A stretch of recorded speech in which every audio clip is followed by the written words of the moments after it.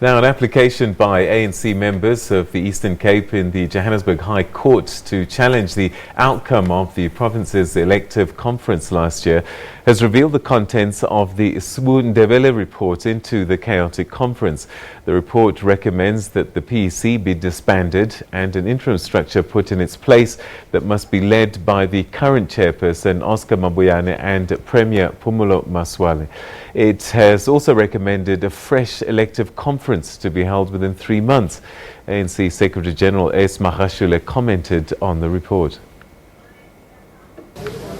Eastern Cape, we are supposed to go there as officials and bring together the rest of the leadership, collectives, from regions to branches to province, and ensure that we talk about unity and cohesion, and the leadership is ready to ensure that they come together and they unite. Because the unity program is what conference has actually said we must do during this year of Mandela, Sisulu, renew and unite our branches, society in general.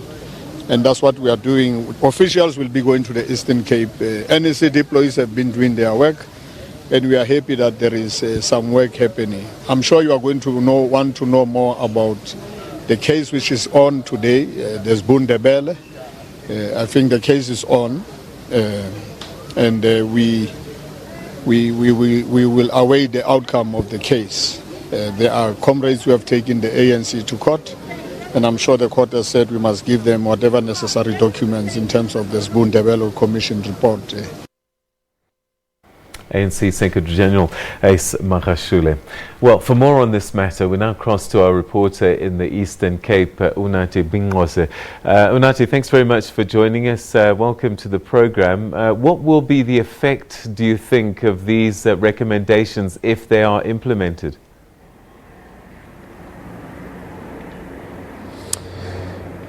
Peter, a very good afternoon to you and a warm welcome to our SABC News viewers. Well, the implications will be huge. They will be massive. And of course, even right here, I mean, we're coming to you live from the ANC offices, Eastern Cape headquarters in King Williamstown. And I can tell you that there is a great sense of uncertainty and possibly a bit of anxiety as well, given what is at stake and the outcome of that court that is currently underway or possibly underway up in Gauteng at the moment. And of course, a lot of people will be concerned.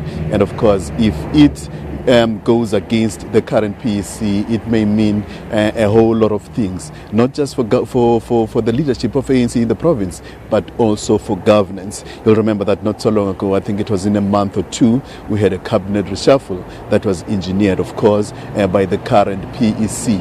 A cabinet reshuffle that saw a number of PEC members, office bearers in particular, in fact 2 of them to be exact, taking positions in governance in the province. We saw the chairperson of the ANC in the province, Mr. Oscar Mabuyane, taking over the Department of Economic Development in the province. And of course, his deputy, Mr. Mvoko, also took over a post as an MEC in the province.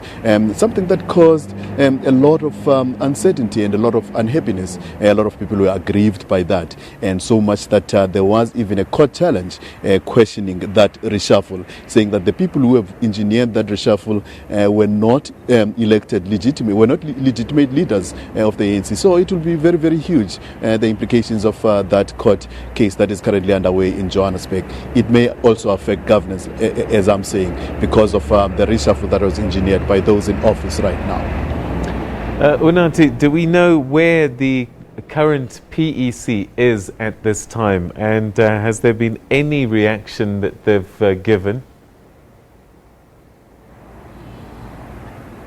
We haven't heard a thing from them as of now, and believe me, it's not due to lack of trying on our part. We have really tried sending text messages, and of course a few phone calls were made, but we do understand that the ANC chairperson in the province and his secretary are up in Johannesburg for that crucial NEC meeting that is taking place in Irene. And of course some of them government officials, and they'll probably be out in government duties. But what was also glaring yesterday, you'll remember that a lot of our viewers may remember that we also had the Deputy President of the ANC down in the province, Mr. David Mabuza. He was down in the Chris Hani district to launch the ANC's volunteer program ahead of next year's election.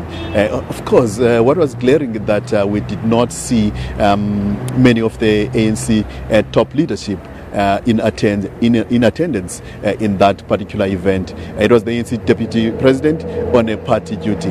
But yeah, what was glaring was that NEC members were not really prominent in there.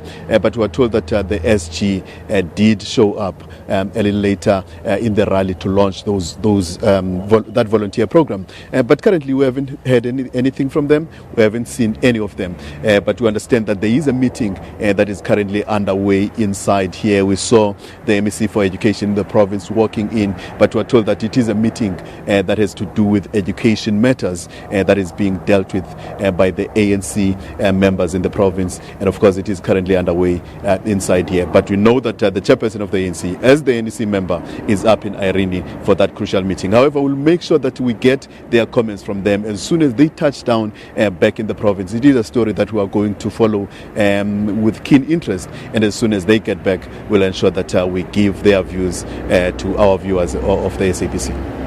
Unathi, perhaps a final question. First, just recap that chaotic conference that happened end of last year that saw this new PEC coming into play. But also, I guess, in the run-up to the National Elective Conference, there was all this kind of contestation. But we now have a new ANC president, a new ANC top six. And so people might be wondering, what are the tensions now, given that everything that was problematic leading up to the National Elective Conference is now supposedly behind the party? Well, the problems of the ANC in the province reached their climax in that, as you have rightly quoted it as a chaotic conference that happened in late September last year. I mean, it was literally blood on the floor. It was disturbing scenes. And I remember the president of the deputy president, the then deputy president of the ANC, Mr. Cyril Ramaphosa, when he went to address members there, he used words such as it was a festival of cheers. And of course, it is a statement that he later retracted and apologized for. But that's how bad the situation was in that conference. And it's one that has created a lot of rifts, huge rifts within the ANC in the province, rifts that the province is still battling to come to terms with, is battling to mend, even to this day, given the kind of court challenges that we've seen challenging the legitimacy of the current PEC. And of course, we've seen some demonstrations. Some have taken their grievances right into the doorsteps of this very same building that we're in right now. And of course, voicing their unhappiness on how that conference was convened and how it unfolded.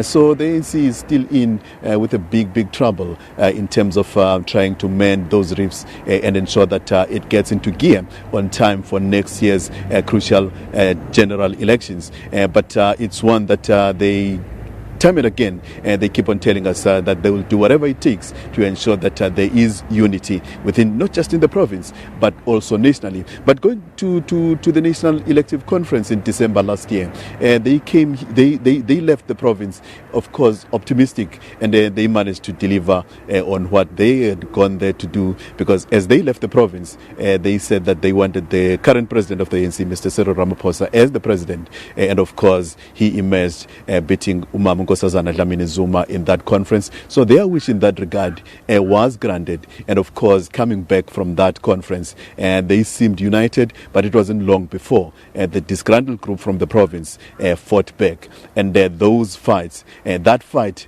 was taken to another level after the reshuffle that saw a number of MECs that were perceived to be against the current PEC were reshuffled out of cabinet within the province. But the ANC has a huge task. I mean, like I said yesterday, we were in the Chris Hani district where they launched the volunteer program led by the deputy president of the ANC. It seems as though they are serious about trying to rebuild unity in the province, knowing very well that if they fail to do that, the province itself may be at risk of slipping away from their grasp come next year's general elections.